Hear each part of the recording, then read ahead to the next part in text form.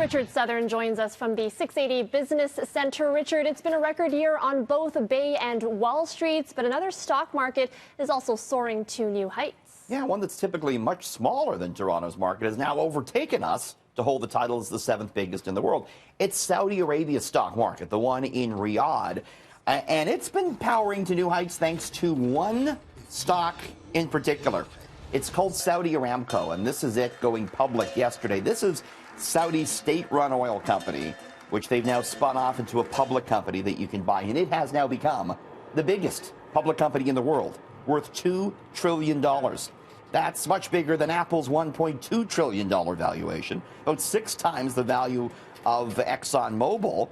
And so because of that, the Riyadh Stock Exchange has jumped over India, Germany, and indeed Toronto's to become the 7th biggest in the world. Saudi Arabia, by the way, launching this IPO, using the money to help it diversify away from fossil fuels. It's only spinning off, though, 1.5% of the company. The rest will remain in the hands of the royal family. $2 trillion, my goodness.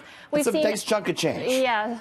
We've seen many brick-and-mortar retailers close up shop in recent years, but some companies are now changing their strategy to attract in-store customers. Yeah, you just sort of want to try something in-store and then go and buy it online, and so they're adjusting to this. This is Rogers now. They've opened a new store in the bankrupt Forever 21's old location at Yonge and Dundas.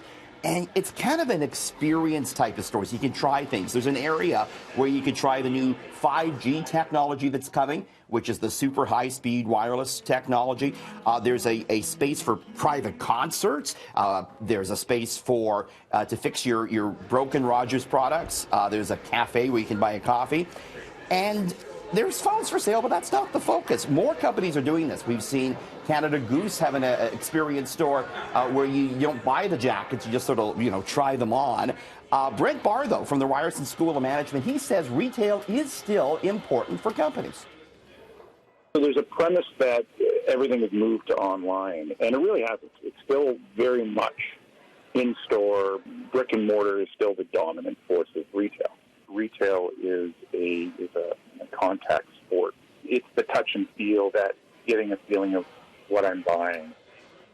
Yeah, we also have Apple opening up this new store in the Eaton Center, and it too kind of more of an experience. So they want you just to try things and then maybe go and buy them online. I need to do that for myself. I need to go out and try things on or try things for myself before I buy it online, because it's just a hassle to return it afterwards. It's true. So it's fun to see that sort of shifting retail landscape in that way. Sure. YouTube is taking some steps to crack down on hate speech.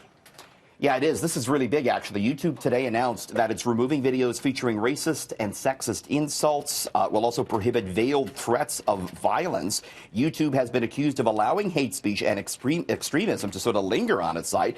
The new policies will apply to public officials. However, videos will remain on the site if they are a part of a news story.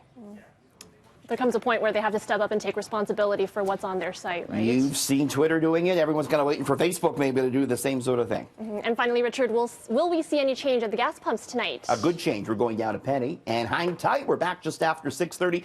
Bette Midler, remember her? She tweeted out a picture that has the entire internet talking. We're going to show it to you just after 6:30. All right. Thanks, Richard. We'll see you soon. Thanks.